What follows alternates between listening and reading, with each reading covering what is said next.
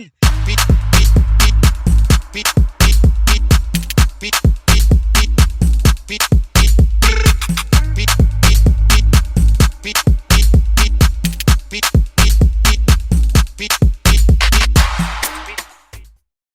Sock Passe. What's up, world? Welcome to another edition of the Team Sock Passe podcast. My name is Glad. And I'm your boy, Rob. We are your favorite podcast show where we interview great entrepreneurs from all sectors of industry. Remember to comment, share, and subscribe. Comment, share, subscribe below. For sure. Now, today, guys, we've got another real estate guru who's got over 20 years experience. And he's gonna deliver us some gems, and he's gonna be in your face. He's gonna be in your face today. Let me tell you that for sure. His name is Welby Accely. Welby, what's up? What's going on, man? How you been? Don't act shy now, man. You was giving some gems earlier in the green room, so we gonna talk about it for sure, man. Absolutely. How was your day today? Let's start off with that, man. How was your day today? Because I know you're always on the phone, Stressful, making deals man. and stuff. Just stressful, man. I've been working on another multi-unit for a couple of months, and it's been up and down, and I might not be getting it now. I don't know. We'll see during the week what'll happen. But other than that, I mean, pretty good. So far, so good. That's what's up, man. Okay, so now you, I don't even know where to start, bro. I've been following you for about over a year now in real estate, and you're in the Connecticut area. Yeah. And like how is that going? Like Connecticut, how's it looking? What's up with that area? Well, I tell people that Connecticut's the sleeping giant of the real estate game. So it could stay like that. That's fine with me. But it's the sleeping giant of the real estate game. And I mean, listen, it's not really about Connecticut anyways. It just happens to be that's the state that I'm investing in. But you can make money everywhere in this country, man. So it's really not just Connecticut itself. It's everywhere is an opportunity to make money in America. Mm-hmm. That's what's up. Tell the people your story. How did you get started in real estate?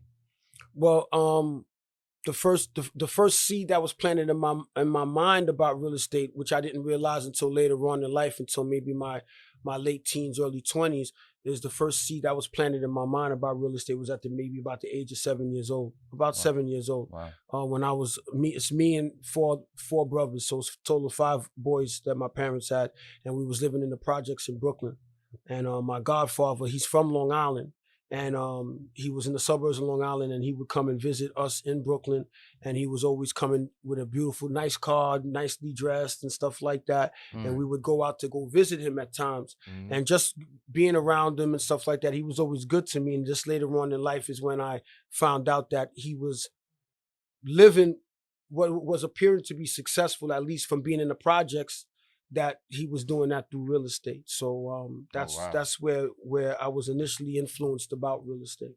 Okay, so now your godfather. So what part of Brooklyn? Well, we was in multiple areas, but Canarsie Projects in Brooklyn. Oh, Canarsie Projects. Okay, yeah. Cool. So your godfather was more like he was pretty much like a mentor to you. No, he wasn't a mentor. I never had a mentor. Till this day, I've never had a mentor in this. I've been my own mentor in this. But he influenced me. He definitely influenced me. Well, I say it humbly, he didn't do it to the scale of what I'm doing, but he was independent. He owned his own brokerage. He owned 2 or 3 properties itself, and he did a lot of other bunch of businesses, a business within real estate. So he was definitely an inspiration for me. Definitely was an inspiration for me. Definitely. Okay. So yeah. Okay. Cool. At what age did you start taking the real estate game seriously? I bought my first piece of properties around the age of 25 or so, sometime around the age of 25 when I bought my first property. So I live in New York. I'm still from New York, but I bought my first property in Atlanta. Wow. So I bought my first property, and my first piece of property was a 4-unit property in Atlanta. And honestly, when I bought it just to buy it, just because I didn't know what I was doing. I did it because everybody was doing it, and I didn't follow the process. I didn't know why I bought it. I didn't know what was the ultimate end goal going to be. I was depending on a lot of other people to supposedly hook me up or educate me or be a mentor to me. I thought that because I went and watched YouTube when YouTube started getting popularized and I read a handful of books, that Mhm. was sufficient enough for me to get into the real estate game. Not realizing that how I got into the game was I was setting myself up for failure. So I later on found that out as the process went along. Wow. Now you say in one of your IG posts that you need money to get into this game. Don't let nobody fool you. You need money. So how, at the age of 25, were you able to get the money to get your first property? Well, I've always been a hustler. I've always been about getting my money one way or another. Not necessarily illegally, you know. Haitian parents ain't playing that shit, right? Not saying that, but I was always grinding. I was always hustling. So I was employed as well. So I was gainfully employed, and I was always good at saving my money. I was always good at stacking my money and just saving my money and being responsible in that way. So my Haitian parents would always tell us that, listen, if you're gonna be living here, take advantage of living here. And my parents, you know, they would bug you for a little bit of money, $50 a month in rent, stupid things like that. Not realizing that my parents was actually my parents have been really good to me and my brothers, but you don't realize how good they are to you and they were to you until later on. So by that point, I had already maybe saved up about maybe $60,000-$70,000 at that point. Wow. But also, just to make clear, when I bought my first piece of property was sometime in 2004, when the subprime mortgage was running rampant. Yeah. So as long as you had a pulse, they were giving properties away to you. They were giving mortgages away to you. So going back to your question about me saying that you need to have money. Yeah. Money doesn't necessarily have to mean literally money. It could also mean credit and other aspects and other ideas like that. So given the fact in the subprime mortgage, they were giving mortgages away. They were doing what they called 106% financing at that time. So they were giving you the purchase of 100% of the property, and then 6% of the extra was for the closing costs. So that's why it was 106% financing at that time. Wow. So because I was employed, because I had money, I didn't have to come to the table with anything. So I got how I found when I say you need to have money, I got the money somewhere. So where did I get the money? I got the money from the other bank, because they had to do it was also an 80-20 loan. 80% was for the acquisition, the other 20% was for the closing costs and the balance that need to be paid. So you have to get money somewhere. So it's either you have the money, either the money fell from the sky, either you hustling, either you played somebody. You have to have money to get into this business, to get into this real estate game. So that's how I did it. Okay. Wow. That's what's up. That's what's up. So some people say, okay, I want to save 20K. I want to save 30K. Now that this whole FHA, 3.5% down and everything, you don't need that much money. Back then you needed like 50K at least to put down on a crib. That's incorrect. Yeah. So now that a lot of people were misled, like what's the least amount you would say that someone would need to kind of like, you know what, I want to get in this game, but I don't have much? Because there are times when people say, you know what, I got a friend who has 20K, but I got good credit. How would you? But your question is kind of, I mean, with the utmost respect, your question, you're asking the wrong question. Because people will ask me all the time and say, how much money do I need to get into the real estate game? Right. And my question to them is, where are you looking to invest in? What research did you do? So when people come to me and they come and they talk to me, the problem that they're having is that they're looking at me like I'm some messiah, or I'm the guy that's going to come and take you to the promised land. I'm not here to take you to the promised land. My goal is to give you the game. And then you apply the game so that you know how to fish yourself instead of me feeding you. So when you asking that question, most of the time when people are asking that question is because they didn't take the time out to do their homework. So my number one question would be that following you is where you're going to invest in. So then based off of where you're looking to invest in, it's going to tell you all the answers to the question. So what you can do with hypothetically $50,000 in one market doesn't mean you could do the same in another market. So where you looking to invest in is the first question that you need to be asking yourself. So whatever the answer comes up with, it's not that you're right or wrong. All you're doing is giving truth to yourself so that you understand you're keeping it real with yourself. Right. So if I only have $50,000, what I can do with $50,000 in Atlanta, I can't do the exact same thing in New York. So does that mean you invest in Atlanta, or do you invest in New York, or do you invest in Cleveland, or do you invest in Texas? Once you identify that, then it gives you the answer to your question. Maybe you might not like the answer, but at least you know what your answer is. Then you move on to the next step. Can you give us a quick example? Let's say you've got the 50K. What can you do in Atlanta? Right, let's just use an example of right now. What can you do in Atlanta with 50K in Atlanta as opposed to doing something out here in New York, real estate wise? Well, I can only talk about what I know. I did a business in Atlanta years ago, so I don't know. I don't know the market. If you put me in any market and give me the time I need, I'm gonna make money there. I can only talk about my market. So if we want to talk about Connecticut in Connecticut, especially at the time when I started buying, a 3-family in New York would average about, you guys, what would have been average 3-family would sell in New York? In New York? Yeah. A 3-family? Yeah. 2 years ago, 3 years ago. 2 3 years ago? At least 455? 455. 500 final price. 3-4 years ago, yeah. Obviously, it's a lot more now. Yeah. Okay. That same 3-4 family in Connecticut, I was buying for 100,000, 150,000. So that's why I say that you asking the wrong questions. So when you're saying, what can I do with 50,000? I don't know what market you're looking to invest in. So when you identify the market that you're looking to invest in, it might not be the market you could come and play in. So you could have all the dreams you want to, saying that you want to invest in a certain market, but if you really are not in the financial position to invest in it, at least you understand and you know that you're not. Then you decide, let me pivot from this market that I'm in and go somewhere else. Or let me get my grind up so I can get my money up so I can invest in the market that I want to invest in. So you have to have these real conversations with yourself. I never was told that.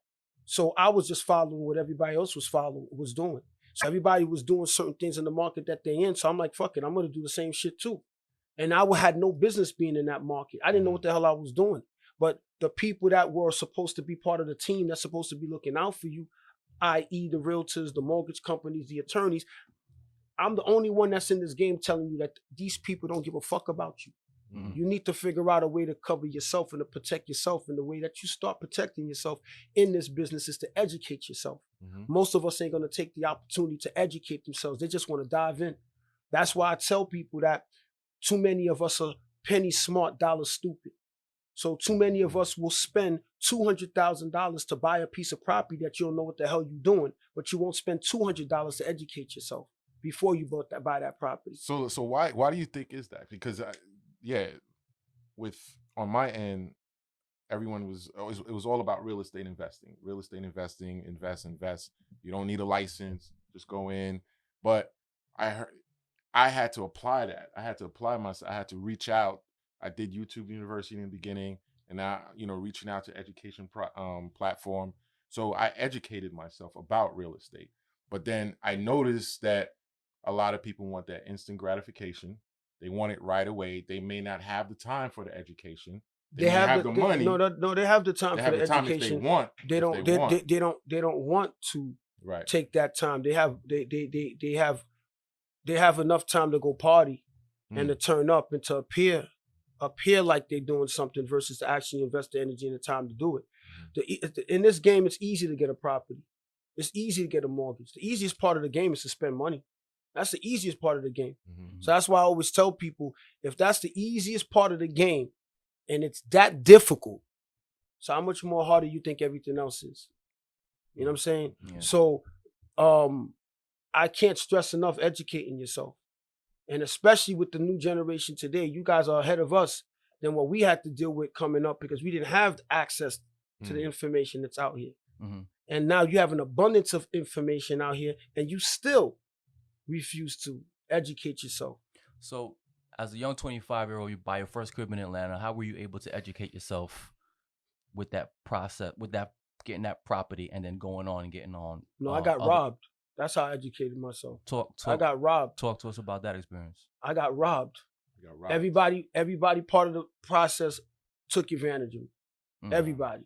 The mortgage person, just because you can get qualified for a mortgage don't mean you have any business buying that property. How much did you put down on that house? I put nothing down at the time. Okay. But that's irrelevant at that time, because it could be like anything else. Whatever you have to put down or not put down or whatever it is, just because you're supposedly on paper in a position to be able to acquire something does not mean that you should be buying it. That's why that's happening today. That's why you got so many people buying properties today and they high-fiving themselves on Instagram and posting up, and I'm looking like you damn fool. You don't even realize what the hell you got yourself involved in. But I was me. I was that person being put in that predicament too. So to answer your question about that, I didn't know what I was doing. I was ambitious. I had dreams and aspirations, but I did not understand the depths of what it was going to take to do it. And then the parties that were all involved, from the mortgage broker to the attorney to the realtor to the contractor, every single person that was involved with that situation looked at me like a paycheck, as an opportunity. So when I did it, the realtor everybody got paid. Everybody got paid. So when I buy the property initially when I bought it was to buy it to utilize it as cash flow. Okay. I didn't understand what cash flow was, but I did read books like you guys said. Okay. You can read all you want, but if it doesn't click to you, what does it matter? Right. But it feels good when you're talking amongst your peoples, talking shit amongst you people, and using these big acronyms and stuff like that, talking like you know what you're talking about until you got to get into the game. It's a totally different situation. So let's talk about this first property you bought. You bought it and you had no kind of education. I know. That's what go back again. What I said. I thought I was educated. I thought that I knew. So you thought you was ready to get in. So you saved up. You saved up $70K, like you said. All right, cool. I'm ready to get in this game. And you thought that you was educated. You put down zero. You put nothing down. Correct. And you got this property. So now you're like on top of the world. I got my first property. I'm good to go. That's right. And now you're sitting at the table. You're about to sign contracts. Everybody's around you, and you have to, sign like 30 pages, and you're by yourself at the 100%. at the day of closing, right? So what's going through your mind at 20? You said you was 25, 26 years 25, old. 26 years old. So what's going through your mind? Like you said, you're an investor now. I thought I was a man now. So when I came back home, from purchasing the property, I was proud of myself. Listen, that's the biggest purchase that most people will ever make in their life is their property. Absolutely. So I bought my first piece of property and I felt like I was a man. I came back home with my chest up. Yo, I bought me a 4-family, man. You know what I'm saying? And not only I bought a 4-family, now I'm going to be a landlord. I'm going to put tenants in and I'm going to make all this money. Okay, so that's what happened. So you put the tenants. So you got tenants. How'd you get the tenants? And you didn't get any tenants. Skipping all of that. the property needed work. So remember, I saved up money. Okay. I didn't understand contractors. I didn't understand how to manage a contractor. So I take your word for it. You tell me it's going to cost me X amount of money to rehab the property, no problem. So I pay you to do that. And then as the process is going through the process of rehabbing the property, what's going on, and all of a sudden the story continues changing. So then come look at the property of what you're supposedly doing, and the shit probably looked worse than what I paid you to do in the first place. Where'd you get this contractor from? Word of mouth. Word of mouth. The realtor, matter of fact, introduced me to the person. Okay. So I did the best that I could. I got robbed. Wow. I found me another person to do what they could do to fix up the place for me. I also did it with not caring. So most people that get into this game as far as wanting to be a realtor, the first priority that you're putting in your mind is how much money I could make. Not even the quality of what you're going to present to the public, to the marketplace, how much money I could make. The realtor presented to me, you should be able to get $800 to $1,000 per apartment. I had 4 apartments.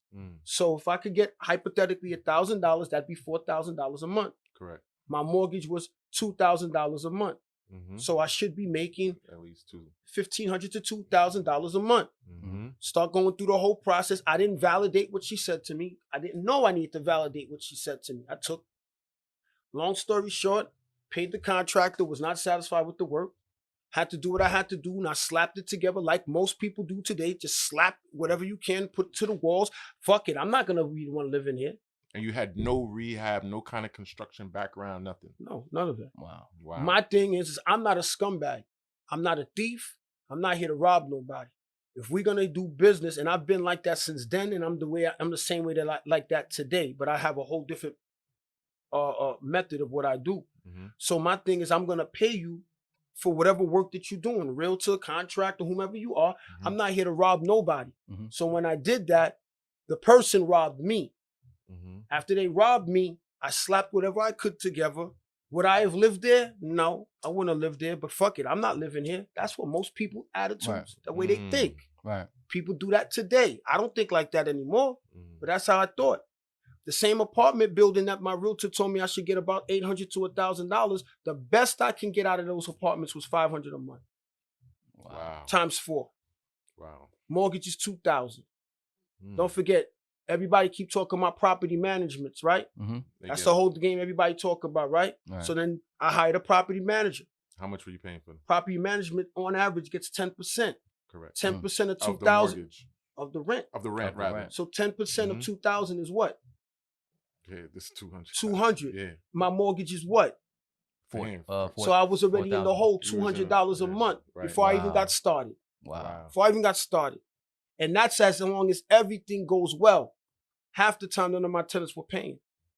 What do I have to deal with to go through? So now I have tenants not paying, and I'm managing and paying on a property, coming up through the difference of it every month. And I did that for 2 years. And you're not even living in Atlanta. And I'm not living there. I never moved to Atlanta. Wow. So now, here's what happens. You ever see those people that just bought themselves a new car? Mm-hmm. Mm-hmm. You notice how everybody drives BMWs today, Mercedes today. Remember when we were coming up, if you had a Mercedes or a BMW, Drug dealer. even if it was 2 or 3 years old, you drug dealer or you doing okay for yourself. Right. Right. Everybody drives a BMW today. Mm. Everybody drives a Mercedes today or an Infinity. Mm-hmm. And more than 80% of those, 70% of those people have no business driving that car because it looks good though, right? Yeah. That's what happens with the real estate game.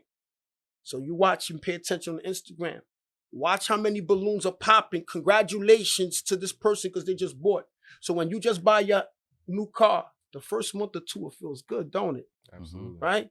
First time while you driving in, you pulling up to your friends with your homeboy or your homegirls, you look at my new car, it's beautiful, right? Mm-hmm. After the 3rd month, you have to keep hitting that payment. That car don't feel too good anymore, No. right? No. Same shit with these fucking houses. Mhm. Feels wonderful when you bought that building, right? When you first bought it, and all your homeboys and your homegirls is congratulating you. Come on, girl, what's going on? Let's have a housewarming.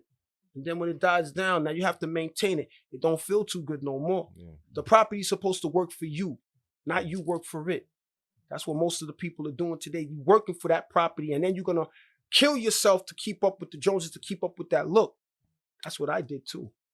So when I speak on that, I'm not speaking knocking anybody. Mhm. I was the victim too. Mhm. Right. I went through it too. Not only I went through it 1 time, 2 times, 5 times, 10 times. I got wiped out of this industry game multiple times. Lost millions multiple times. So when I'm speaking and I talk the way I speak and I talk in the manner that I speak, I'm not talking from what I heard. Right. I went through this shit. Right. You Right. can't tell me nothing So why are you sticking with it? Why are you sticking with it? because I made millions. Now. Because you made Don't play with me. Don't play with me. You learn. You learn. You learn. Yeah, I You did. learn. I Okay, did. That's what's up. Yeah. Nah, I did. because here it goes. You get into the real estate and the culture. Don't do it because the landlord situation, you're gonna lose money. You're gonna lose money in your mind. But you're like, talking. But here's the thing: you hearing this and you talking from people that aren't doing it, right. and then you hearing it from people that are doing it that are telling you don't do it because they want you to be their tenant. Mm. You understand what I'm saying? Wow. You got to think about that. Right. Yeah. Yo, I don't talk about my family because I love my family, right? But it's one of my family members, and he kept getting upset because I kept buying properties. Who saw I shit through sky side? What the hell you doing with all these houses? Mad at me because I'm keep buying properties. Mhm. But I can't get mad at him because he don't understand that. That's the mindset. He don't understand that. So what Mhm. I'm gonna do, I'm gonna get mad at him. I just brush him off and I just keep doing what I'm doing. Right. But then why is it that when you see people that don't look like us doing it and you sitting with that same person telling me not to do it, you're envious of him Mm. or her doing it. But when I'm doing it, you telling me I'm tripping and I'm bugging not to Wow. do it. That's fine. You understand what I'm saying? Yeah. So for me, the reason why I didn't stop doing it, I don't know. Because the average person with what I went through they would have given up. Quick question. obviously you learned for those 2 years, you're fighting that, trying to figure out, get through the process with the Atlanta crib. At what point do you make it? I never made it where I lost it. You lost it to foreclosure. Okay, so now fast forward, how do you say, okay, how do I get back into the game? What was your bounce up? How did you get? I'm working and hustling, grinding, and then guess what? I got myself back up to go at it again, and I lost it all again. Wow. I got wiped out. My whole in resume, Atlanta or in New York? Atlanta and in New York. Okay. And in between that, I started investing in other things. I owned a nursing agency. Got robbed from that too. If you go and you Google a website, well, if you Google search Go Ocean Water Park Scam, GOOCEAN Water Park Scam, you read my whole bio on that. Wow. I had a federal case put against me and the people I was invested with, and to only find out that my partner embezzled $6 million from me and other partners, and we had a federal government investigating us, but it didn't go involving criminality on my part and my others because they knew we didn't do anything wrong. But we found out that my partner, her name is Liliana Traficante. You guys Google search it, you'll see it.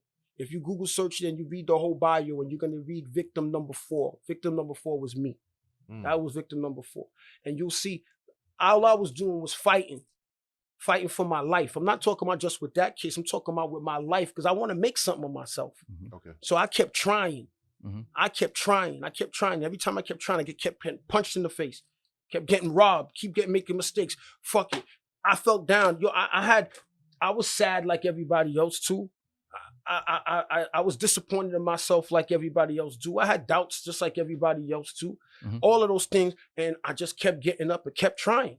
Kept trying. So that's what people don't want to hear. People don't want to hear that shit. They only want to talk about me pulling up in whichever car that I'm driving. And that's why we're happy that you're here talking about this, because that's what entrepreneurship is all about. The successes are dope too, but we want to talk about the pitfalls too. The success is the reward. The materialistic things that you see is the reward for the work. So nobody want to talk about the work. They only want to know about the reward. When you see your homegirl just finished getting her license, or getting her attorney, becoming an attorney or becoming a doctor, everybody want to applaud her, and everybody want to be a part of it. When that person was trying to get his PhD for those 15 years, where the hell were you at? But you want to be there with the celebration. Right. You know what I'm saying? So it's the same thing like everything else with what's being put out to everybody. Everybody's living incredible. On Instagram, everybody looks good. Everybody looks great. Everybody doing good. Do it for the gram. Everybody doing good. You telling me that nobody has pitfalls? You telling me that nobody got scars? Everybody doing good? That's not what I get when you hit me on the DM. That's not what I'm getting. You know what I'm saying? So that's the thing. That's the things that people need to understand, that that's the reward for the hard work that you put in. You reward yourself with whatever it is. We all should have worldly possessions, man. Fuck that. That's why we in America, right?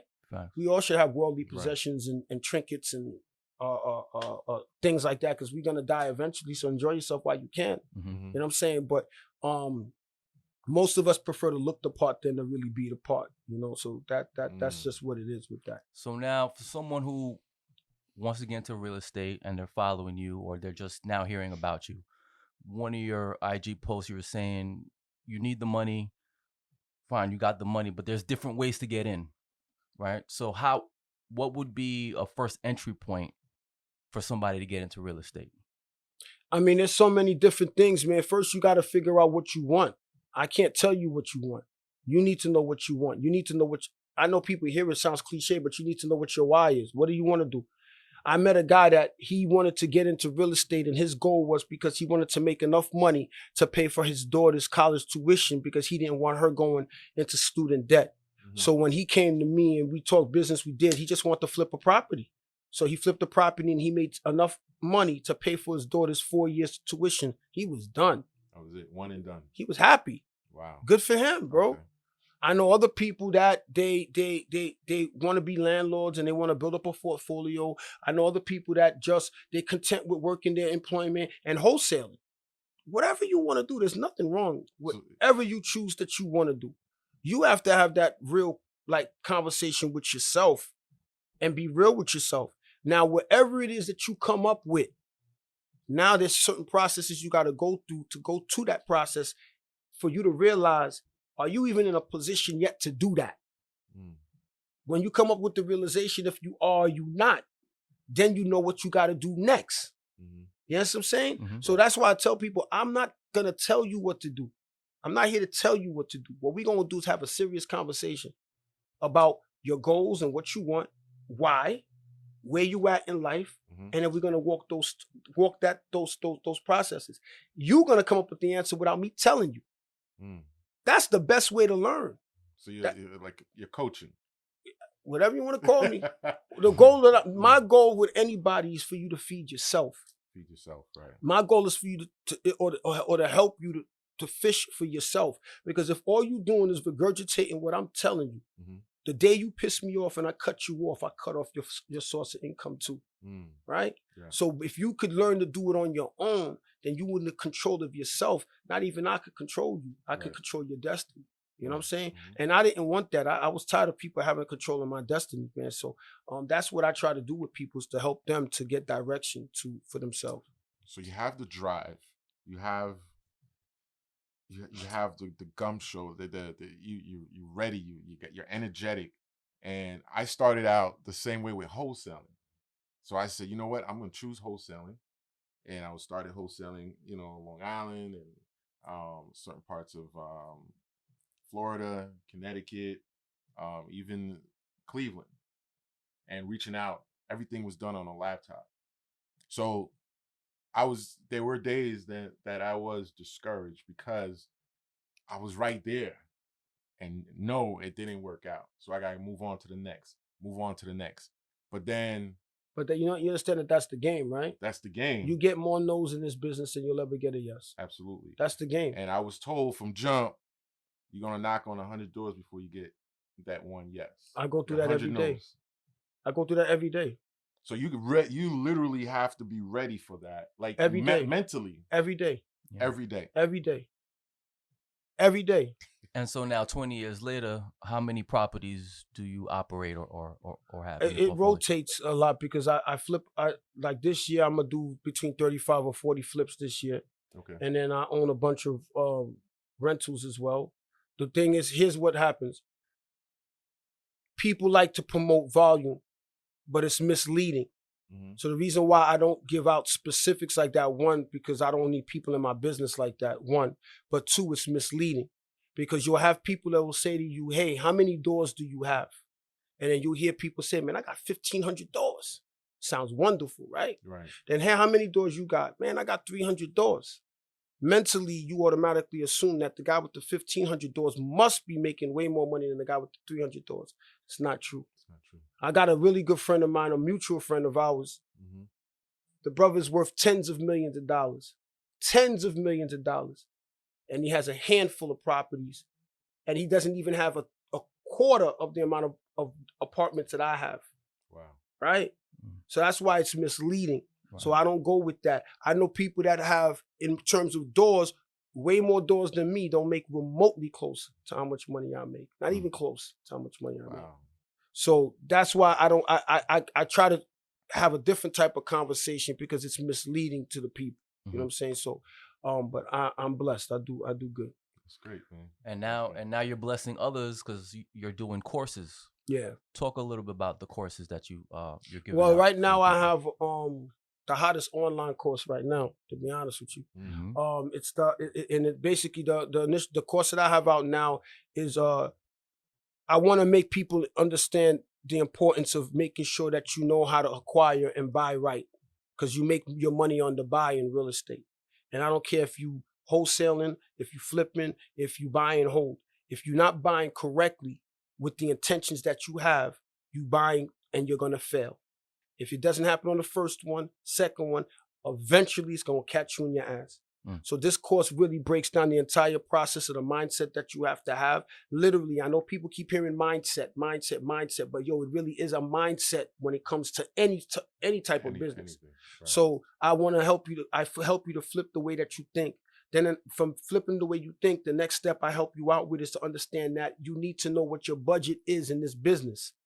You need to know what your budget is in this business. And I break down to you, how do you find out what your budget is with the people that's supposed to be part of your team, i.e. the hard money lender or whichever funding source that you have.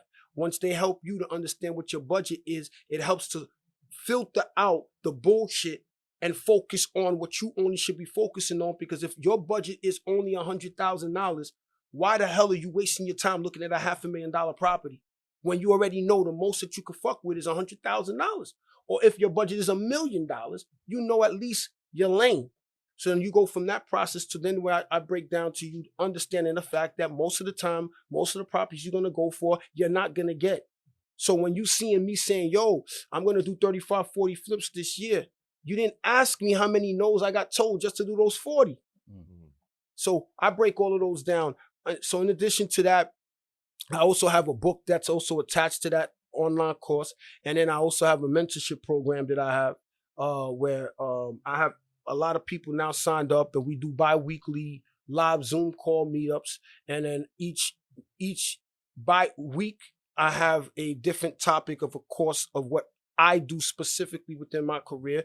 And we just dig into it heavy, real heavy. And then on the other week, we have curriculums that each of the students have to have so that they're ready for the following one. So it's really intense. We hold everybody accountable. It's not a money play. Hey, let me just get as much money as I can off, because it's subscription based. So it's not about me just trying to grab up as much money as I can. If you're not about it, you're not truly into it, I'm gonna kick you out of here, man. We only want like-minded people.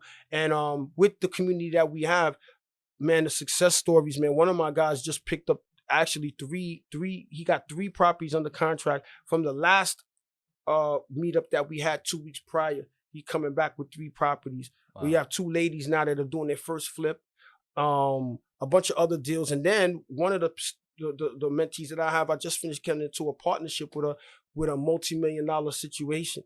So you just never know, you know, you just never know when you are networking with people, the opportunities that you're going to have. So that's why I lead with doing the right thing, because you just never know. You just never know. Yeah. So how much is a subscription?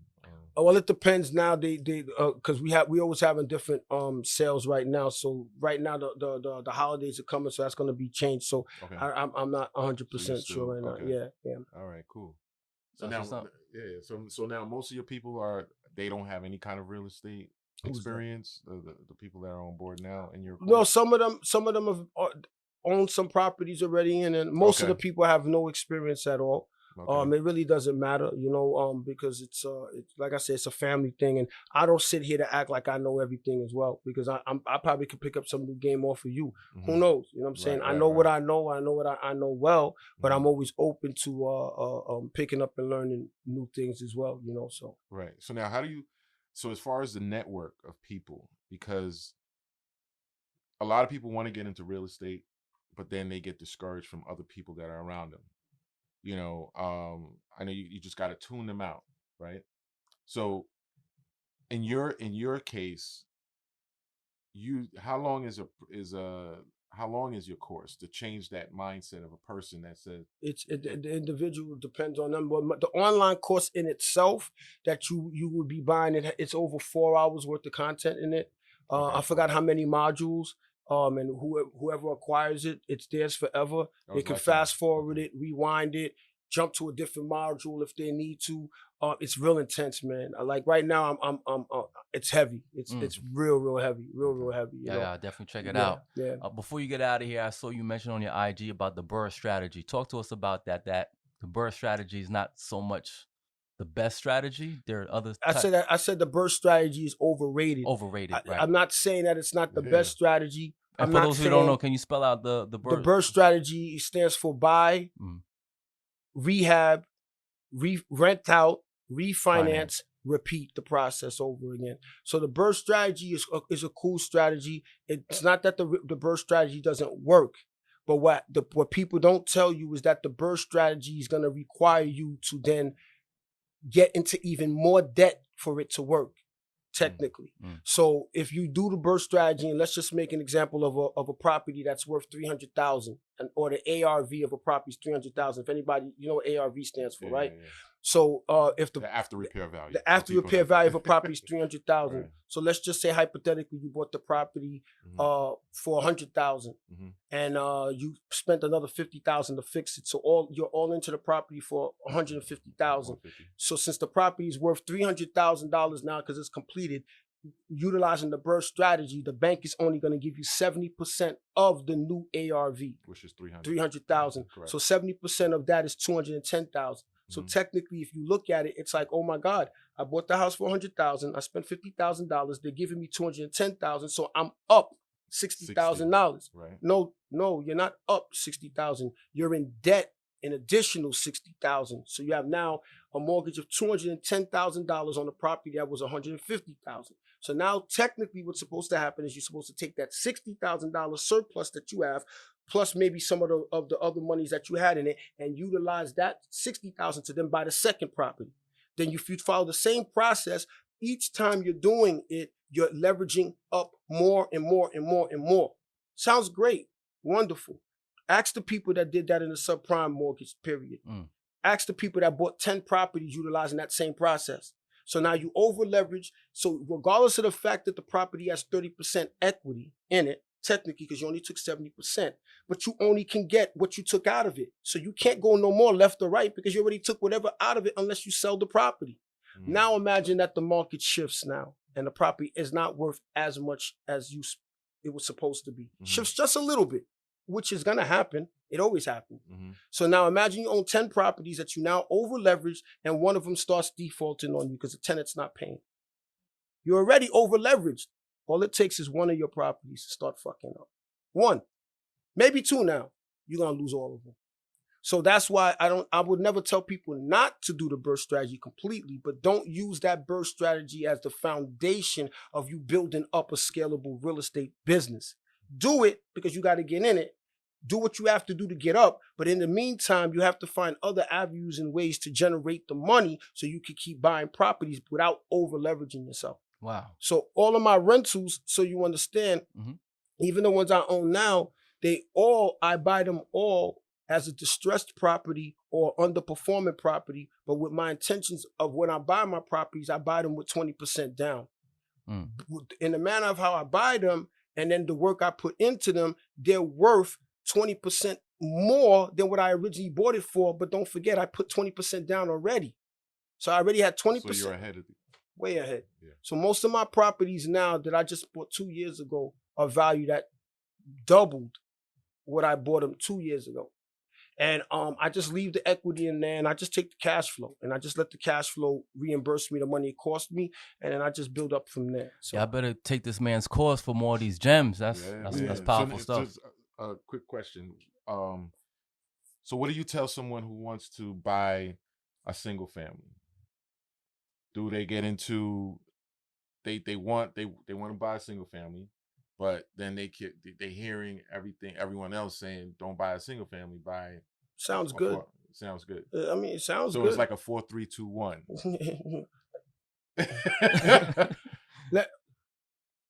Show me somebody that did it. Show me somebody that did it. Yeah. I'm not here to say, show me somebody that did it and did it efficiently. Right. Show me. Okay. I'm not here to knock anybody. I'm in the game, bro. Yeah. I'm in the game, bro. Show me somebody that did it efficiently. You know what I'm saying? And what people want to try to do is to bait, not you doing it, but guys tend to try to bait because they didn't want to see us bickering, especially us brothers. Right. That in the game bickering. I'm not here to throw no shots at nobody. However it works that the people are presenting, cool. Yo, me, I'm Mr. Receipts, y'all. Anything I talk about, I can back it up. Anything I'm telling y'all, I can show. Show me you do that and efficiently do that. You know what I'm saying? Because a lot of people are getting all kinds of information, mixed information from all over. There's a big difference between getting game from an educator and it's somebody that's actually doing it. It's a big difference, man. Right. So you got a lot of teachers that are teaching you how to start a business, but have never owned a business in their life. It's a big difference, yo. That's deep. It's a big difference. Yeah. What I'm talking about, this is what I'm doing. Right. This is what I'm doing. Not that I heard it from anybody, not that somebody, and I read it out of a book and I said, like, I like to cook, right? But I don't call myself a cook. But if you give me the manual on how to cook, I'm gonna make me a mean meal. Mm-hmm. But if you take that manual away from me, I can't do it. I'm being honest with you. But I could throw down when I have to throw down, but I need it in front of me to do it. I'm being real with you. So if I don't have it, I can't do it. I know my limitations, so I gotta admit that. So now there's a difference now when I get my mom and I just throw my mother the stuff, the food, and she just whips it up. Because that's her. She does that. That's what it is for me with the real estate game. I do it. So when someone is given these type of methods, sounds wonderful because on paper, it's supposed to work out like that. It's supposed to work out like that on paper. But when you come out into the real world, why it didn't come together the way it looked like on paper? That happens with everything in life. You know what I'm saying? So there's a big difference between a theory and an application. Totally different. You know what I'm saying? So whoever's speaking that, I'm not saying, show it to me. Show it to me. And not only that you did it one time, show it to me. Right. Efficiently. It don't go down like that. That's what's up. Man. Before we get out of here, we usually have 2 last questions. One, what's the craziest rumor you heard about yourself? I don't really get That's good. Yeah, that's good. I haven't heard no crazy rumor about myself. No, I haven't heard. So far, so good. Okay, that's good, man. And last question is, where do you see yourself in 5 years? Where I see myself in 5 years? 3 to 5 years. Listen, man, my goal was just to be able to do what the hell I want to do.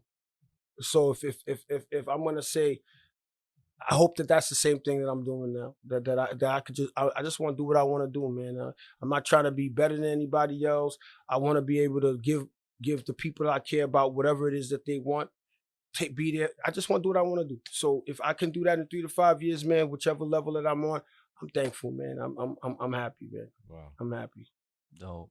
Let people know where they could check you out and check out your courses. They could go to my website, www.atmybest197, ATMYBEST197. And you could catch me on Instagram as well, ATMYBEST197.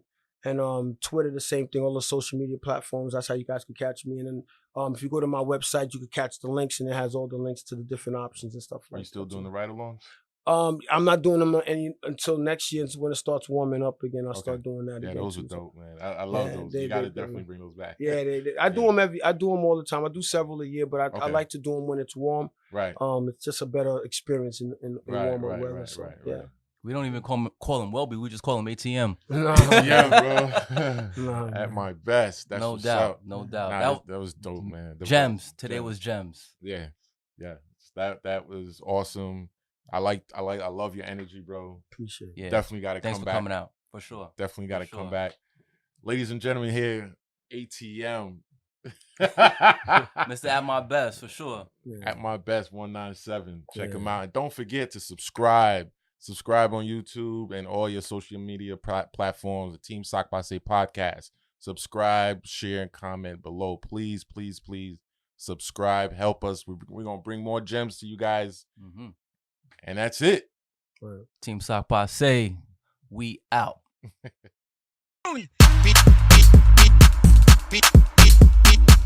Beat.